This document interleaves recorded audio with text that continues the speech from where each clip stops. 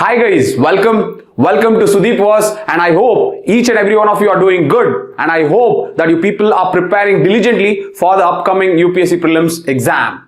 Now, in this episode 5 of Prelims Campus, we are going to focus on a very important aspect of your UPSC Prelims exam, and that is the saying of 80% of the questions come from 20% of the syllabus. You have heard this saying a lot of times, but what exactly does this mean is what we are going to decipher today. So in episode 5 of Prelims Campus, we are going to focus today on the highly probable areas within the subject which you have to prepare thoroughly for answering the questions in the upcoming prelims exam of 2025. Now, before I jump into the topics of what exactly to be done for the focus areas within a subject, one thing you should understand is just because we talk about focus area does not mean that you skip the other parts of the syllabus. This is not advisable. Even I am not advising you to do.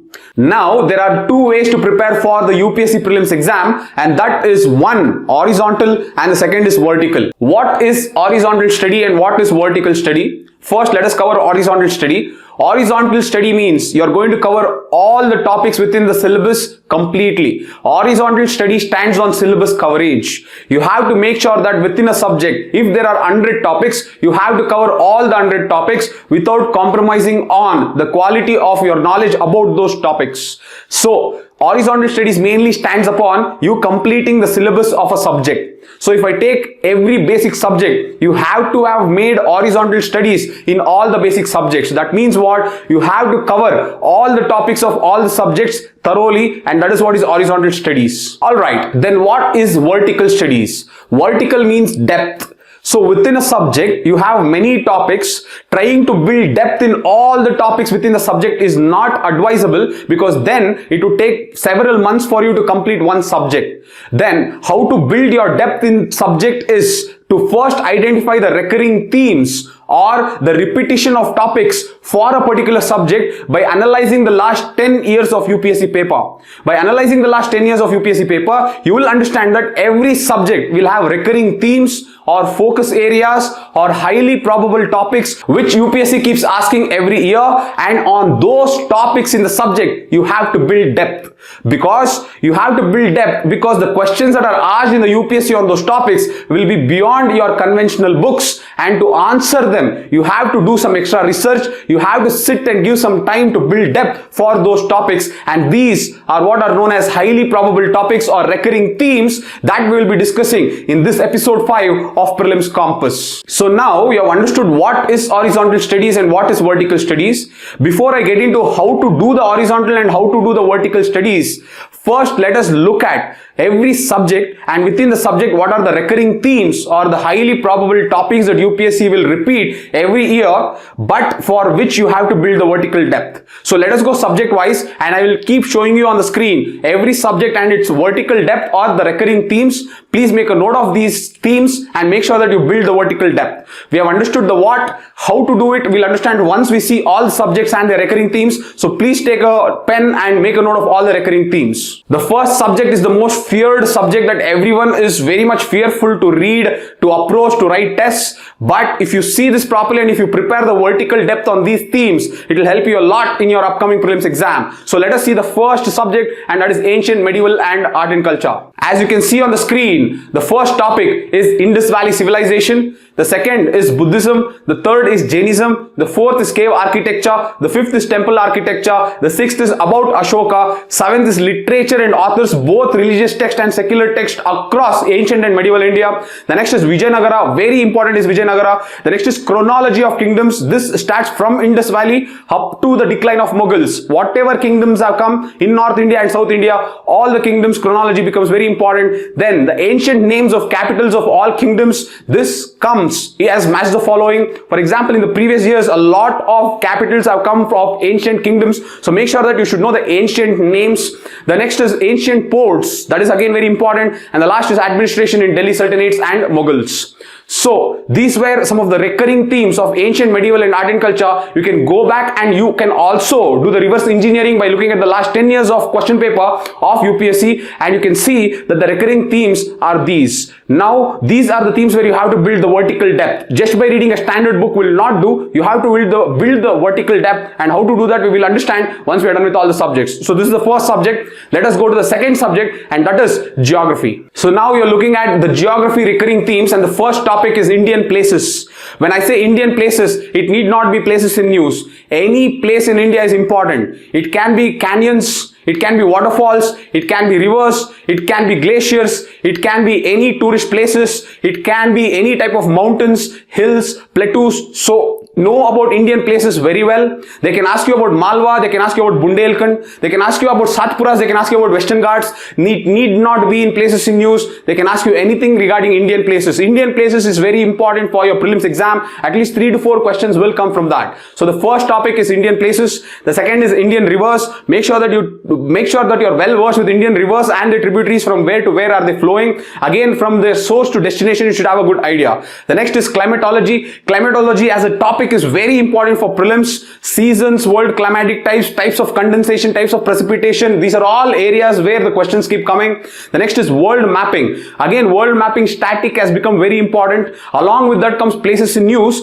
Places in news is something that is overlapping with geography as well as international relations. So in both the places you will see this theme called places in news. Places in news also occupies a very strategic preparation for your UPSC exams. So this is about geography. Alright, now let us look at another very tricky subject where students will always have that fear of facing that subject because of the uncertainty in the questions, and that is environment. Now let us look at the first topic of the environment. These are the recurring themes of the environment. The first is climate change. Anything and everything regarding climate change is to be read. It need not be only conventions or treaties. It should always be any type of technology that is introduced to reduce the effects of climate change, any initiatives, any mission mode projects, any type of NGOs that is working towards it. Everything regarding climate change is to be known. The same goes for renewable energy. The same goes for species. Now species is very important, but don't try to sit and do extra research on species. Whatever species that you come across in test series, try to make a note of that, and that must be enough. The next is Wildlife Protection Act 1972. The next is pollution. Any type of pollution, they keep asking the questions. The sixth is wetlands, and the seventh is conventions and agreements regarding environment, ecology and sustainable development. So these are some of the important recurring themes of environment that you need to be prepared for. Again, in environment it is a little tricky because it is the ocean, so you cannot jump and keep building as much as possible. How to do it, we'll get it at the end of this particular video. Now let us again keep focusing on the recurring themes. So environment is done. Let us move on to the next one, and that is a highly scoring subject, and that is polity. Now you are looking at polity. Let us look at the recurring themes. The first one is preamble, the second one is fundamental rights, the third is parliament, the fourth is president, the fifth is government flagship policies and programs, the sixth is important acts, seventh is recent welfare programs of the government, the eighth is defense, and the ninth is judiciary. As you can see, polity is a very direct topic.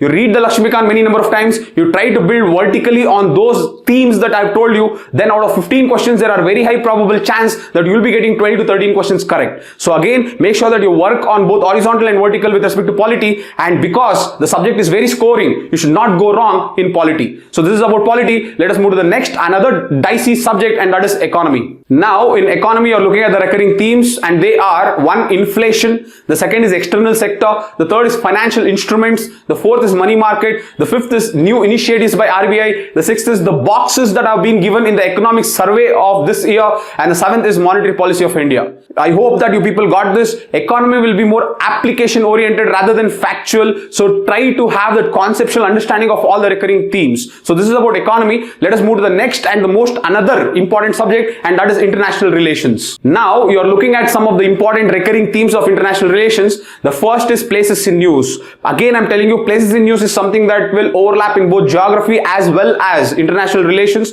but having a good idea about this will give you at least 3 to 4 questions correct. The second is United Nations and its associated organizations. Now knowing their associated organizations will help you to eliminate many statements in the paper. For example, they can give you World Toilet Organization is part of United Nations, or they can give you International International Grain Council is part of United Nations. So then it will help you to eliminate the options. So United Nations indirectly will help you to eliminate a lot of options. The third important thing is important associations and groupings. In the last 1 year, whatever important associations have been in news or groupings have been in news becomes important. For example, it can be European Free Trade Association because we have signed the Free Trade Agreement with the EFTA, or it can be the Coalition of Cities for Circularity, the C3I Alliance that has been recently created. So any type of groupings or associations that has been created or has been in news in the last 1 year becomes very important. So that is an important theme. The next is important summits of the year. In the last 1 year, what are important summits that have happened? So for example, we have hosted something called Voice of the Global South Summit.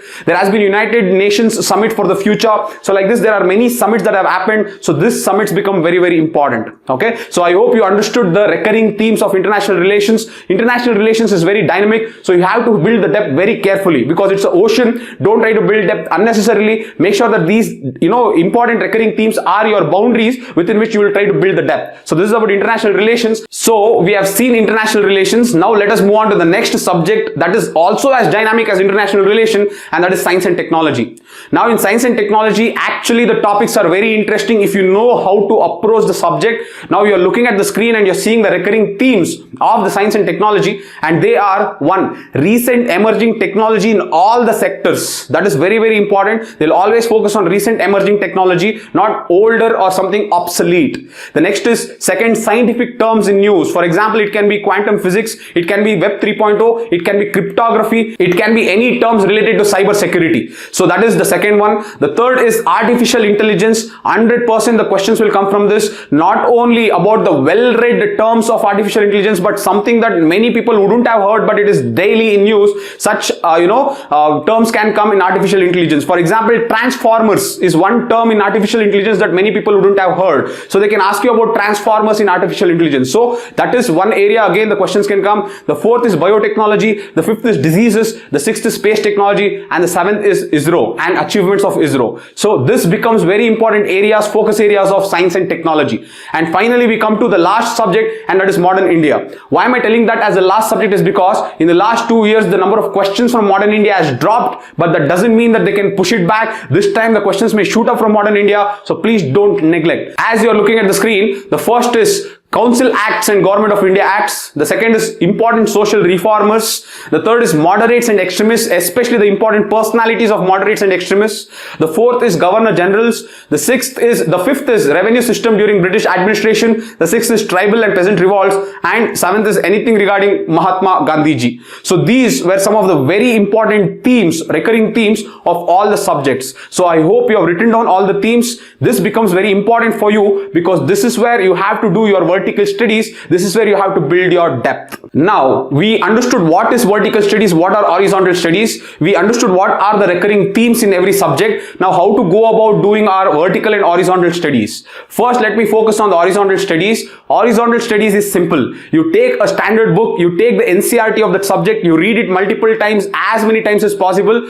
The more times you revise, the greater probability that you will get it correct. So horizontal studies is coverage of the syllabus, reading the standard books and NCERTs many number of times, and that is what is horizontal studies. Very simple. So make sure that you keep revising. I know it is boring, but that is how success is made. So make sure that you revise as many times as possible. This is very important because you have understood the importance of basics that I have spoken in the earlier episodes of Prelims Campus. The second is what is vertical studies. Now in every subject I have given you the recurring themes. You have to build depth on the recurring themes. You have to build depth in two ways. One, you have to do that extra research, but when you do that extra research, you have to tell yourself that I will not spend more than 2 hours on a particular theme. You have to put the time constraint of just 2 hours for the theme, and only when you are free in that particular day, make sure that you do that extra research to collect more information. That is one way of doing that vertical depth. The second way of doing the vertical depth is, let us say that you are solving a question paper of science and technology. Once you solve the question paper of science and technology, you have the synopsis. Don't try to learn all the 100 questions of the synopsis. In that synopsis of 100 questions, wherever the recurring themes are present, only on those questions questions, you focus, you try to write down the points of the recurring themes from the synopsis into your notes. So value additions of building vertical depth on the recurring themes should happen in two ways. One, by sitting and researching only for 2 hours per topic whenever you're free, and the second is reverse engineering those topics from the synopsis in your test series back into your notes. Only these two ways it has to happen. Don't try to master the thematics. Don't try to think that I will try to collect all the information about Buddhism, all the information about Jainism, all the information about artificial intelligence. It will not work.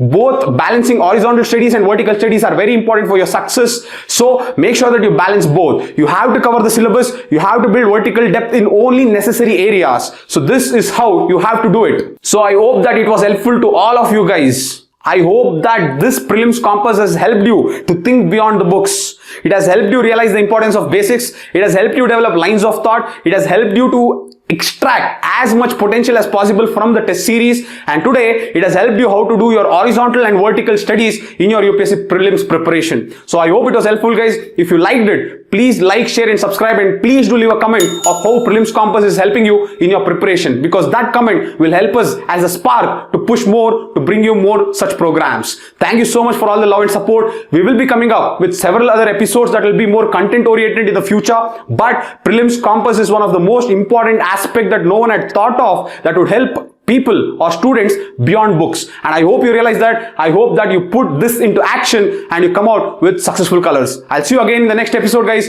Thank you so much. Bye.